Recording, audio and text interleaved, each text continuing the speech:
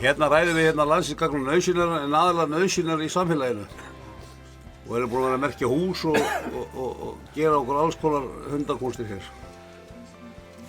Og eigum svo menn hér í flestum stöðum, einn sem að vaktar hjá gósið, annar sem að vaktar afmælisdaga Reykjavíkurborgar og svona ýmis þörf verkefni sem maður þarf að fylgjast með.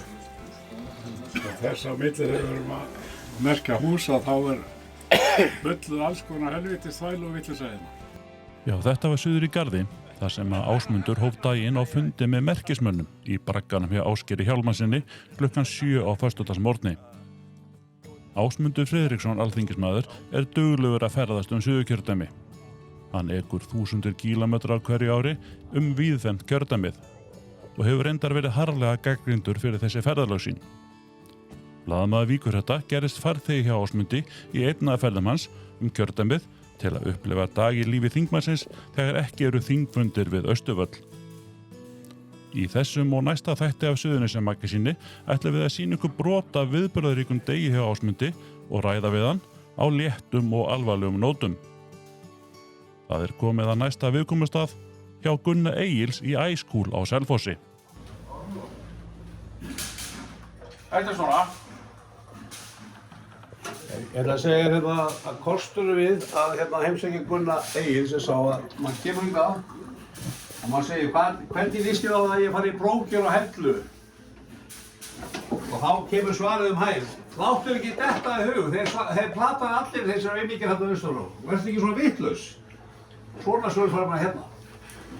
Það þarf ekki að fara neitt lengra. Það var að hlusta á Gunna. Sleppa vitlausum, bílaköpum og prófkjörum. Það bara þannig, það bara að segja sína skoða. Segja sannleika. Það bara gallið við að fólk þolir það ekki. Nei, það alveg búið. Það búið. Þeir eru alltaf eitthvað jamm og jum og segja já öll. Segja já öll. Segja já öll. Við erum gamla skóla við Gunni.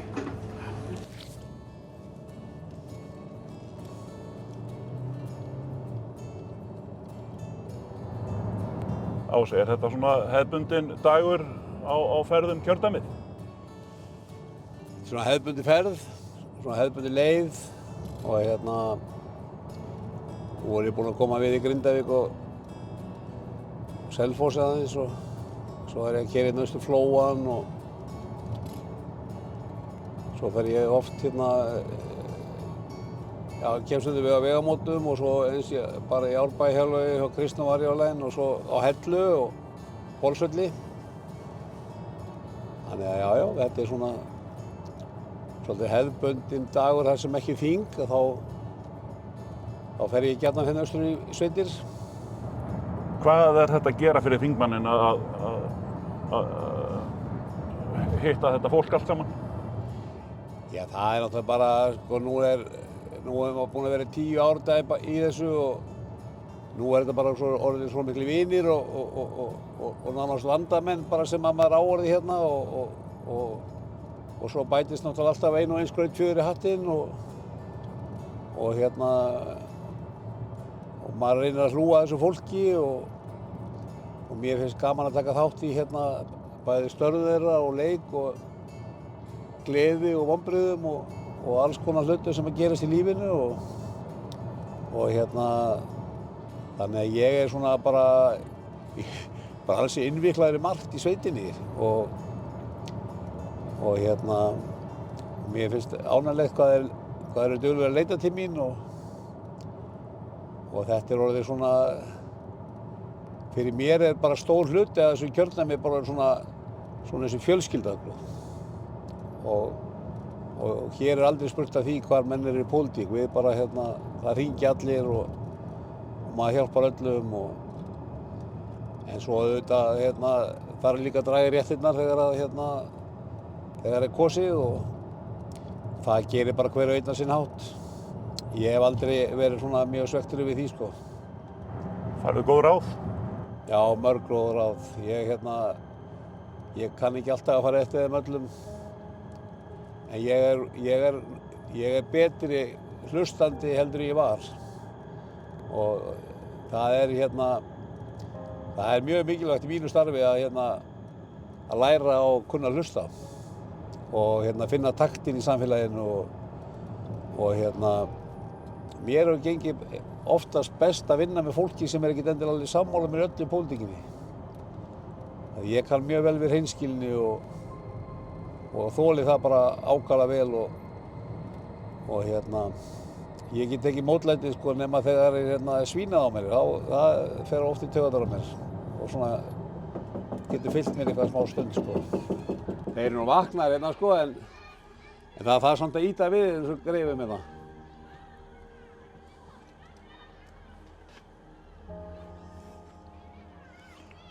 Þetta eru nú Eyfellingar að bestu gerð getið þetta. Þetta eru alvöru menn. Góðan daginn, það er reist. Þetta eru Eyfellingar að bestu gerð. Þegar þú ert í kjötvinnslu eða fiskvinnslu, þá er það bara eiginlega staðalbúnaður að vera sköllóttur. Það spara hárnet, þetta heldur niður öllum kostnaði við hárnet. Þannig þetta er bara ótrúlega, þetta er praktískt að vera svona hárbróðir í kjötvinnslunni. Þegar menn fara að finna hára þá þýr ekki að hringja hingað.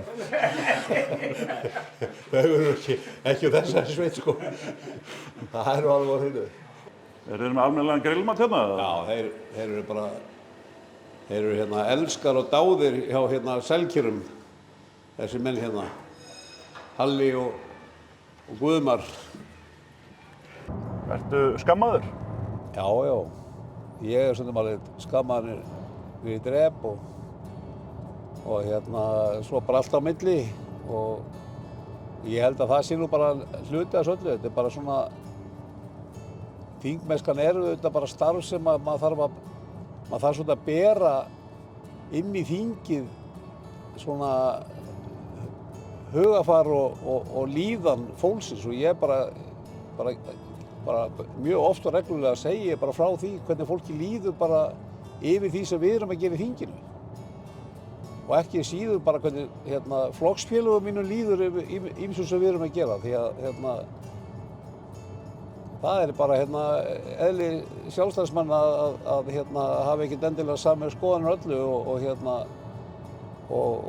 og sem betur fyrir er bara að segja þeir sína meiningu og er ekkert alltaf ánægð með mann eða forystuna og okkur sem erum að baxast í því. Finnst þér fólk vera óvægir við þig eða ykkur? Nei, ég verð nú bara að segja þetta er bara uppistaðan af þessu fólki þetta bara eins og ég og þú og bara þetta er bara frábært fólk og hefur auðvitað bara sína skoðan á hlutunum og maður lærir að hlusta á það en það er auðvitað bara einn og einn inn á milli og ég bara, ég hef alveg lent í því að svara eins og ég á ekki að gera og ég er bara breyskur maður en ég á voða gott með að beðast afsökunar og það er ekkert langt síðan ég svaraði tölvupósti eins og ég átti ekki að gera og ég fékk mórali við því og ég sendi bara viðkomandi bara afsökunar yfir því að ég skyldi hafa verið hrannalegur í svörum þannig að ég er auðvitað bara mishittinn sko þó að ég sé oftast bara vel með á nótunum sko en ég bara líka tek stundum röng-skref sko eða stíg vitlaust fram úr eitthvað það væri nú bara ekki alveg í lagi sko ég stíg alltaf rétt fram úr ég held að Sigga er bara mjög undrandi við því sko en það er nú eiginlega alltaf samt það er svo gaman að lífinu það er svo yndislegt ég sé fullt að tækifærum í það ennþá ég er bara meira að segja að byrja að hugsa hvað fer ég að vinna þegar ég er búinn í þinginu sko mér finnst lífið rétt að byrja það eru ótrúleg tækifæri hérna á Suðurlandi hérna er South Coast með aðsetur þetta er alveg feiknarlega flott fyrirtæki sem ungt fólk hefur byggt upp inn í sveitinni og ég hef verið að fylgjast svolítið með þeim og ég finnst þetta alveg ævintýralegt að fylgjast með þessu ungu fólki sem er að skapa alveg ótrúleg tækifæri að búa til bara ný tækifæri ferðaþjónustu sem öðrum hefur dottið bara í hug sko. Á okkur risa jeppum og hérna eru þau bara að fara í túr sýnist mér. Góðan daginn. Góðan daginn. Hvað verður að fara? Þú verður að fara í mörkina. Þú veist mörkja á? Við erum bara að koma að hitta ykkur hérna, fá okkur kaffi. Ég ætla að fá okkur kaffi? Já. Já, ég mæli með því. Kaffi er gott hérna sættur. Sigur heiti ég. Ársík. Eru sæl og þau hérna? Sigga er inni, ég held að hún ætla að taka á móti þér. Já, já. Hún er búin að hella upp á allt svart. Allt klárt. Hæ, góðan daginn. Hvað er þetta? Hvað er bara gott? Eddi, hvað segir þið? Gaman að hitta þig. Og þú ert enda með húfuna, þú ert ekki búin að týna henni. Ég þorði ekki hana, þú sagði að ég væri svo sætur með hana. Já, einmitt, þannig að þú bara, ég verði með henni alltaf daga núna. Ásmundur sýndi því áhuga að gerast sveitastjóri í Rangárþingi ytra fyrr á þessu ári og reyndi því fyrir sér í prófkjöri sjálfstæðismannasvæðinu þar sem hann sóttist eftir oddvitasætinu. Já, ég hafði þetta alltaf blundað í mér, sko, þetta sveitastjórastarf og bæjarstjórastarf eftir ég var í Garðinum. Það er nú skemmtilegasta starf sem ég bara tekið að mér og hef alltaf svona undir niðri langað í það aftur og svo var bara að leita til mín hérna á Hellu það að ég myndi fara í sveitastjórastarf á Hellu og það var nú eiginlega bara fyrsta hugmyndin svo vatt þetta nú upp á sig að ég kemi þá líka í framboð fyrst ég væri hvort þeir að flytja austur og svona þetta var einhvern veginn allt svo bara leit allt svo vel út og fyrir mér gerði það og ég var við annað en bara gríðarlega mikið stuðning við þetta allt saman og svo bara svona í stutt útgáfunni sko, þá virtist nú bara engin innistæða verið við því og já, eiginlega það var nú kannski bara sá sem að svona hvatti við mest í þetta að hann svona hljóp úr skaftinu líka og það var alveg fellir vonbrigði. Ég bara aldrei verið að plata svona illa.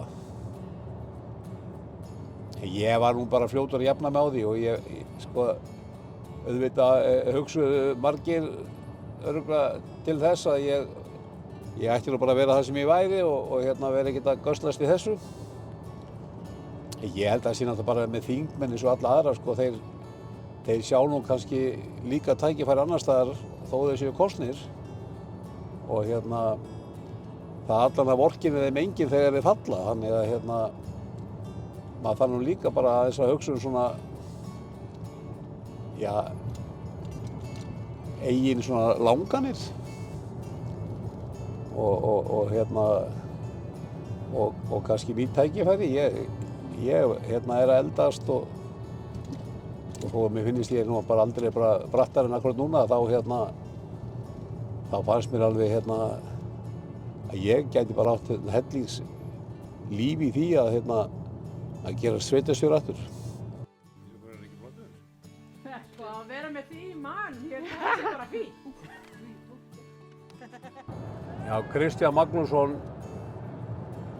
hann er frá Minnahofi á Rangárvöllum.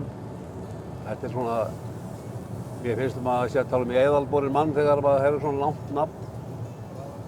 Og þetta er afar, góður strákur.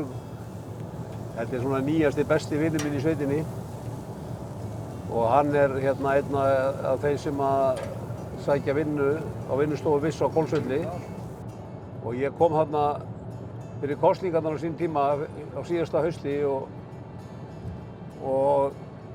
fann þetta falda leyndarmál. Þetta fólk sem er að sinna áhugamálum sínum og gera sig klárt að taka þátt í lífinu að fullu og inn á vinnumarkaðinn þegar tækifæri gefst og ég bauð þeim að koma og kenna þeim að mála og teikna og lita og ég fekk sliðfélagi með mér í lið eftir kosningarnar og það fóru margir pokar fullir af blýantum og teikningaræðum og teikningvottum og vasslitum og dóti og ég mætti bara mánudaginn undir kosningar eins og ég hafði lofað og var í hálfa mánuð, alla daga, alla mótna, frá 8 til 12 að kenna þeim að mála og lita og svo þurftum við nú að sinna eins öðru, við þurftum að fara í göngutúra og við þurftum líka að fara að selja afurðirnar í kaupfélaginu á föstudögum og svo þurftum við að halda grillveislur og Kristján vinur minn hann er einhver mesti grillsérfræðingur á Suðurlandi og eru þeir nú margir frægir og góðir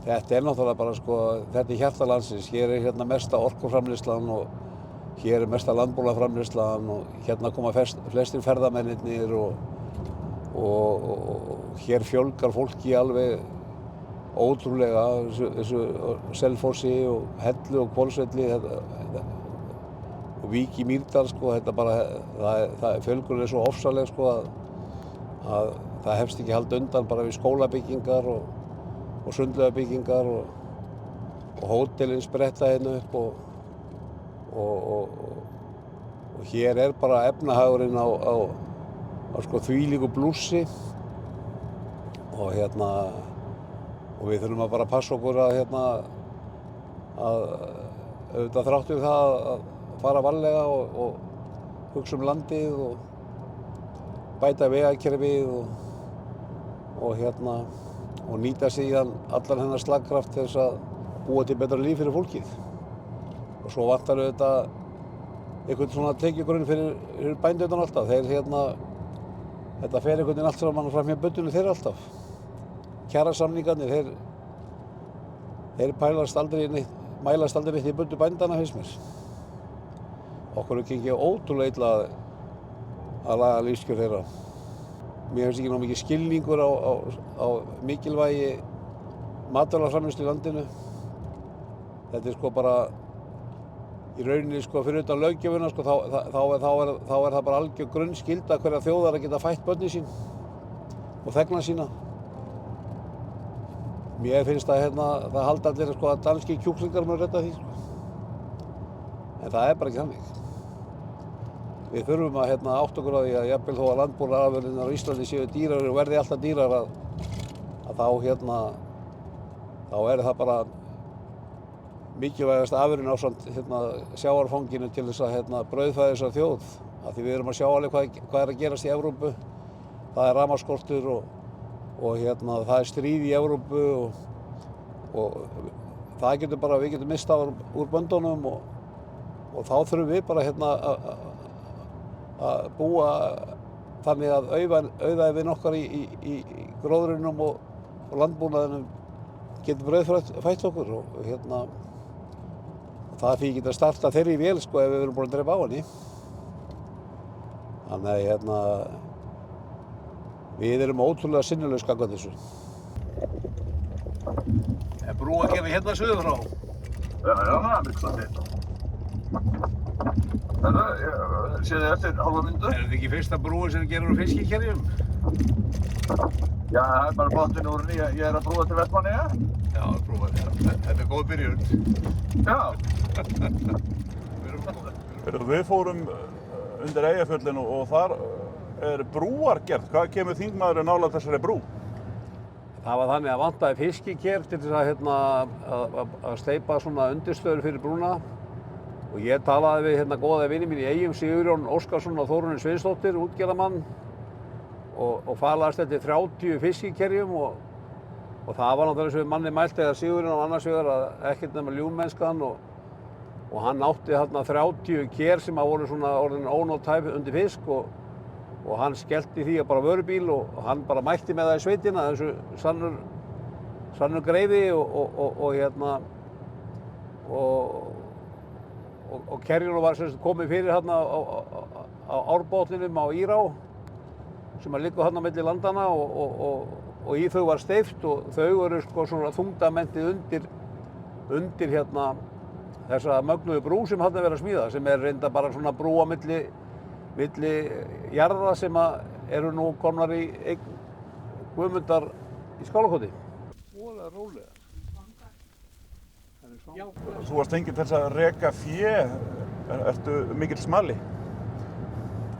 Já, Kristín í Árbæjarhjáleigu hefur ekki mikla trú á mér sem smala og ég hef farið með þeim á Landmannaafrétt og þar hef ég verið hundskammaður fyrir getuleysi mitt í smalamennsku og hann hringdi nú í góðan vin minn og sveitin undan steinum í Eyjafjöllum og spurði hvað hefði verið gert við mig í gamla daga þegar það var að smala brekkundar í steinum og þá sagði Sigurjón í steinum að ég hefði verið lokaður inni með hinum hundunum sem ég kunni ekki að smala. En þetta er auðvitað allt saman lygi. Af því ég tel mig hafa mjög mikla hæfileika til að smala fé. Þó ég geri það kannski á annan hátt en Kristín Árbæi hálfu vill.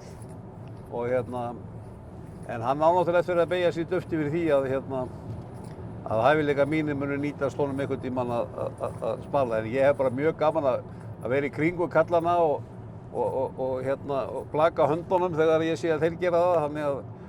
Þannig að ég tel mig nú bara nokkuð frískan í smalamennskurnar og ég er alltaf að vera léttar og léttar á fæti, þannig að ég fer að nýtast betur og betur, getur bara að hlaupa þessu hinnur hundarnir. Ég er sérfræðingur í að reka fé. Það lærði ég undir Eyjafjöllum sem barn. Nýst vel á landmannaafrétti, þeir eru mjög hrifnir af mér þar, eða hitt og heldur. Þú ert búinn að gefa út nokkra bækur og það er ein núna nýlega komin út. Já, af einhverju svaðilför í Surtsey. Já, það er svona búin að vera með þá bók mjög lengi. Hún heitir Strandingin í Gígsins og er er bara þetta svona vegna æskuminninga minna. Ég var bara 7 ára gamall þegar Surtseyjargosið byrjaði. Maður man þann dag bara svona gerst í gær og síðan voru þarna hlutir sem gerðu sem voru mér nærri mér, tengdust bæði fjölskyldunum og mönnum sem við þekktum og þetta lifði með mér lengi og ég þróaði þetta einhverja svona löngun með mér á mörgum árum að setja þetta á blað og svo þegar ég var búinn að gefa út þarna 2 bækur sem annars vegar fyrsta bókin sem ég gáði 2013 fjallaði svona æsku mína og ýmislegt eyjatengt svona skemmtilega sögur og fjölskyldunum svona og samferðafólki að þá gaf ég út bóku Hrekkjalómafélagið sem ég var nú félagi í og sem var náttúrulega ótrúlega magnað og mikill skemmtilegur klúbbur og einstakur og sinna vísu en svo tók ég mig til að skrifa þessa bók Strandingin í Gígsins sem fjallar ógnaratburði í Surtsey og á þessu ári eru 59 ár liðin frá því og 60 ára afmæli er á næsta ári 2023 á sama tíma og 50 ár eru liðin frá því að Heimaeyjargosið byrjaði og það eru þetta að við sem upplifum þetta allt saman í mikilli nálægð að þetta það er útilokað annað en þetta hafi mjög mikil mótandi áhrif á mann og ég er bara auðvitað þannig getur ég er svona töluvert svona listrænn í mér og hef áhuga á svona alls konar mála og teikna og gera og græja og setja saman texta og það fer mér stundum ágætlega og ég held að þessi 3. bók mín hafi tekið sérstaklega vel og hún fær fína dóma og það er svolítið þess að eignast svona eingindi barn og ég hef fengið þetta fullt að hjálpa þessa bók ómetanlega mest frá Guðna frænda, Einarssyni frænda minni sem er svona ritstjóri hjá mér en hefur haft svona vit fyrir mér auðvitað. Og það er önnur bók komin hvað á teiknibólið? Já, ég byrjaði nú ætla ég svona að vinda kvæði mínu kross og skrifa svolítið annað heldur en ég hef sjálfur upplifað. Það er svolítið áskorun fyrir mig upp á framhaldið að ég ætla að skrifa lífssögu Didda Frissa. Hann er alveg feiknarlegt efni í góða bók held ég og hann hafði áhuga á því kallinn að við myndum sitja saman og skrifa bók. Ég held að hún verði alveg bara ég þór eiginlega bara að segja að hún verði alveg bara stórskemmtileg Ég er bara algjör klúðrari ef það verður ekki Það er eiginlega ekki hægt að eyðileggja efnið Það er svo flott. Hann er nú marga fjörur að sopið þessi maður. Já. Hann fór fyrsta skipti róandi á árabát 8 ára gamall út úr sundi úr Sandgerðishöfn út á Garðskagaflös og þar mistu þeir árina og þau voru 2 peyjar með einhver netadruslustubb sem þeir ætla að veiða í og þegar árið var að fljóta í burtu þá fór bara okkar maður bara úr fötunum 8 ára gamall stakk sig í sjóinn og synti eftir árinni. Og ég segi nú betur, hvar var barnaverndarnefnd í Sandgerði á þessum árum? Ási, Af því þú spyrir barnaverndarnefnd. Ég var rekinn úr öllum bekkjum barnaskólans frá því ég var 7 ára og þar til ég fendist. Ég vildi nú ekki segja þetta, en það Þú var þorðir því ekki. Þú hefur verið gagnrýndur fyrir aksturinn um kjördæmið. Já. Tókst þetta inn á þig? Já, á tímabili mjög mikið. Og þetta var mjög harkaleg umræða á tímabili. Sló mig og eiginkonu mína mjög illa. Og börnin líka. Og þetta var svona undirróta alls konar leiðindum. Við vorum að fá leiðindi á tölvunni og símhringingar á nóttinni og hótanir á leiðindi og þetta var bara mjög erfitt á tímabili og mjög óvægin umræða, sprottin úr bara ósannindum.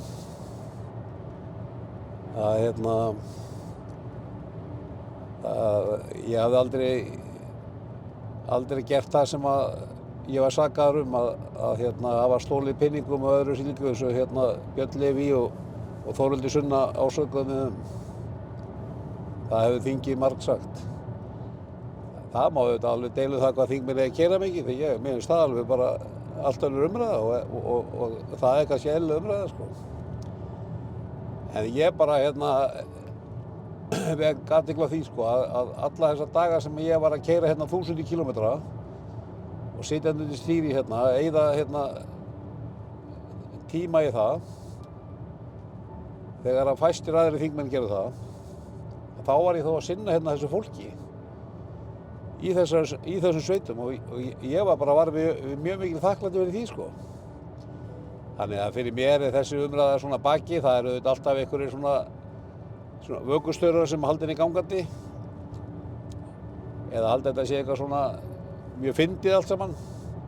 Sko það er bara, þú veist, á mínu heimili var náttúrulega bara svo ákvörðun tekið fyrir mörgum árum síðan að fara ekki kommentakerfi vegna þess að það er náttúrulega stærstu hluta þar er náttúrulega bara eitthvað fárveikt fólk sko. Og við bara reynum að láta það ekki trufla okkur sko. Og þannig að þetta fer nú eiginlega allt það rugl fer náttúrulega meira svona fyrir ofangar og neðan sko en það eru oft snillingar að koma svona á Facebook hjá manni sko þegar maður kannski að tala barnaafmæli eða eitthvað svona sko þá kemur einhver fyndinn og spyr hvort að ríkið hafi borgað bíli fyrir mig sko í afmæli eða eitthvað. Mér finnst náttúrulega bara ekkert fyndið þetta. Ég verð nú að viðurkenna það. Þetta er mikil samkoma bull og píp. Já, þetta er einhver mesta menningarsamkoma sem getur á Suðurnesjum held ég. Ég held að það er náttúrulega engin spurning að þarna koma mestu menningarvitar Grindavíkur saman á hverju móti. Hvað er umræðuefnið? Ja, það er eins og þú kannski heyrir, það er mjög djúpt. Það er mjög djúpt í ýmis málefni lands og þjóðar og stundum tekjum íþróttamálin og stundum pólitíkin og núna í morgun vorum við að ræða verndartolla á frönskum kartöflum af því Issi mætti núna, hann náttúrulega er að steikja franskar kartöflur að hálfa sólarhringinn og hann náttúrulega bara staðfesti það sem ég hef sagt bæði í þinginu og annars staðar að þó að verndartollar upp á 70% eru teknar af frönskum kartöflum að þá munir það ekkert lækka á. Það er bara þannig. Ég sagði það strax. Þetta er bara það sem við erum að glíma við á Íslandi. Það er alveg saman hvað tollar og vörugjöld felld niður, það er bara neytendur fá aldrei njóta þess. Það er algjör hörmung. Svona kannski að endingu, hvað ætlar Ásmundur að reyna við eitt kjörtímabil í viðbót á þingi? Já, mér finnst gott að hafa það markmið og ég er búinn að hafa það reyndar í svona rúm 16 ár að taka einn dag í einu. Það er mjög gott fyrir menni sem mig. Taka einn dag í einu. Hlakka til morgundagsins og takast á við lífið og ennþá finnst mér að ég geti gert betur í dag en í gær. Og með það svo er að þá held ég áfram og störfi verða alltaf umdeild en ég hef ennþá mikla ánægju því sem ég er að gera og ég hef á hvern hátt ég tek þetta starf. Það er auðvitað kannski öðru sem margur annar þingmaðurinn. Ég er auðvitað mjög mikið út af meðal fólksins og taka þetta svona virkan þátt í lífinu sem ég hef nú sagt hérna áður við í dag. En ég held auðvitað að það sé auðvitað alltaf mikilvægt að þingið endurnýi sig og þingflokkar endurnýi sig og það þarf að gerast svona með svona einhverju eðlilegur róti og nú er ég búinn að vera á næsta ári 10 ára á þinginu og ég fer auðvitað svona að komast á þann aldur að margir vilja leggjast í helgan stein. Ég mun ekki gera það. Ég er með mörg járn í eldinum. Mér finnst þetta framtíðin bara blasa við mér og ég var kosinn á þetta þing, þetta kjörtímabil. Ég mun klára það, klárlega. Og ég mun bara taka ákvörðun framhaldið þegar þar að kemur. Ef ég held og finn að ég sé að gera gagn og það sé einhver stuðningur í því að ég haldi áfram, þá kemur það í ljós. Svo kannski bara verður tækifæri við nýja mann og hinn tækifæri sem ég veit að eru þarna úti, þau bíða rosalega spennt eftir mér, þannig að ég er tilbúinn í allt. Takk fyrir að bjóða mér á rúndinn. Já, takk fyrir að vera með. Það var bara mjög skemmtilegt að hafa þig með. Það var það var svona traustar og góða ferðafélaga. Ég hef nú stundum sagt að þú væri nú bara stærsti blaðamaður sem ég þekkti. 1,94 á hæð. Mér finnst það bara gott.